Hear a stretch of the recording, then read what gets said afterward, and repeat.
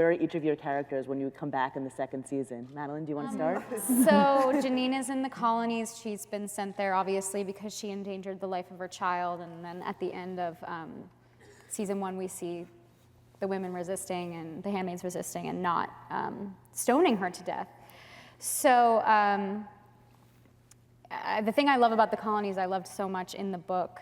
I feel like it's so aligned with when I read the book, what I pictured, and what I see in the show, and which is just like this aesthetically really beautiful, like rolling hills and like cornfields, and then you like put a magnifying glass on it, and it's incredibly sinister and like gut-wrenchingly terrible. And that's where Janine is. Max?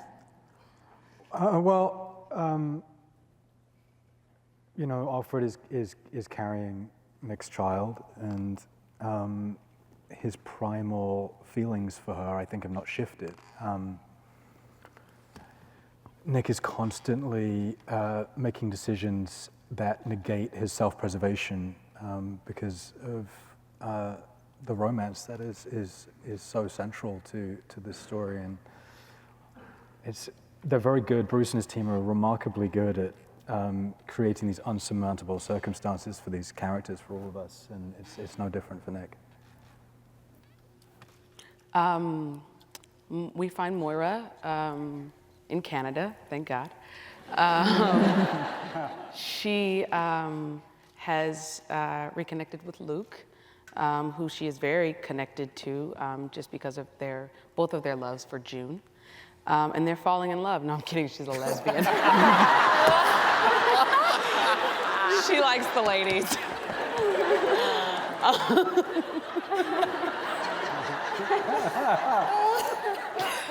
But I think in season 2, we will find the things that are so wonderful about escaping to Canada, that is away from Gilead, away from being raped repeatedly every day, all those things. But it's also away from everything that she knows and everything that is familiar. So I think we'll see a little bit of both sides of that.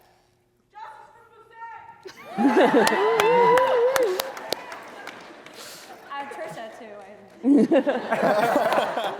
Sorry. Yeah, just echoing Samira, you know, we're together, but also I think we both had this kind of trauma, this post-traumatic stress that we're trying to deal with and find a way to connect through our previous antagonism, but shared connection with our love for June. And so, and each other. And yeah, you know, trying to make it work, so yeah. I think they do fall in love. I mean, not in a romantic way, but I mean, they have a relationship that's based on a common friend. Yeah. Which is a really, I mean, a lot of people have that relationship, but when you take out that common friend, that relationship's really complicated to navigate. Yeah. And you guys do, in a kind of form a family in a Yeah, yeah. And I think one of the thematics for this year that Bruce really used for season 2 is Gilead is within you. So they both may be in Little America up in Toronto, but they haven't fully left Gilead. Gilead hasn't left them. So we get to play with the trauma and the repercussions of all of that as we play out that theme. Yeah. Serena's pissed. When isn't she pissed? She's pissed off. I mean, this is, you know, for Serena, the one thing that makes her life, or will make her life more tolerable under the circumstances that she's in, is this child. And that's the one light at the end of the tunnel that she has always held on to and that she will hold on to throughout this season, and the fact that Alfred has challenged her on that and left under whatever circumstances is devastating to Serena. So she's pissed. That must make for a happy marital life. Do you want to speak for Joseph since he's not here? What's the state of your marriage when we come back? Oh, you got Bruce. You take that for Joseph. I think they've come to a very, very incredibly uneasy peace. So you know, when we come back, it's a common front against Offred, so she has even more to battle against. But I think it's hollowed out their marriage and made it a lot more kind of, empty, but I don't know that you'd see that from the outside. Seems like they're a pretty united front. So far. So far. In a minute. When we come back, Rita's at Red Lobster, girl. She didn't have anything. Target, nowhere to go. No, I mean, she's, as far as the hierarchies go within Gilead, the Marthas are at the lowest of the totem pole. So if this one's pissed, you can imagine what my life is like at home. So we open in a, there's always, it's a state of peril, I think, as far as the Waterford household is concerned, but it's the most perilous state that this character has ever been in as we open season 2. Things didn't look so good for Alexis Bledel either. The Colonies does not look like a happy place. Not Stars Hollow, is it? It's not.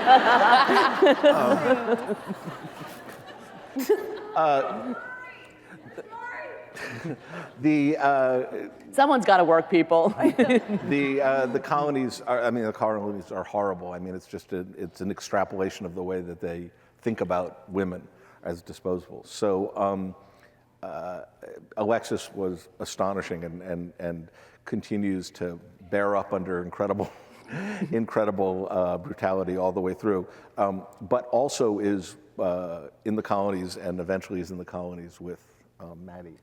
And they both find ways to live a life there, the same way people did in concentration camps and they do in work camps in China and those kind of things. How do you build an individual life, a community, and even in a place like that, even in a place where you think this is kind of my last stop, this is the last house I'm going to live in.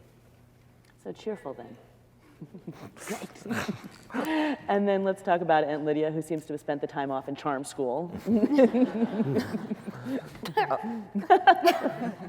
These are the jokes, folks. Aunt Lydia, played by the astonishing Ann Dowd, who is the most lovely woman. There's like a 10-way tie for who's the most different from their character, and she's certainly up there. She begins the season both very excited that Offred is pregnant, because that's her big victory. That's what she wants more than anything else. That's the whole reason this whole system is put together, to have children. And when she loses her grip on Offred for a little while, she's not happy.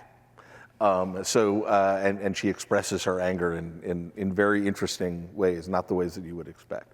But I think the biggest thing with her character this year is really her sense of duty, that she's going to make this work. She's going to make Offred's baby healthy and come into a loving house, even if it kills her and most of the people around her.